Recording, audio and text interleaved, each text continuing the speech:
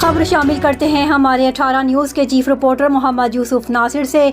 Eagle squad के एहलकार गाड़ी, motorcycle की कागजात और लोगों की तलाशी और शनाख्ती कार्ड चेक नहीं कर सकते। एसएसपी तारक ऑपरेशन कोयटा ने सर्कल जारी कर दिया।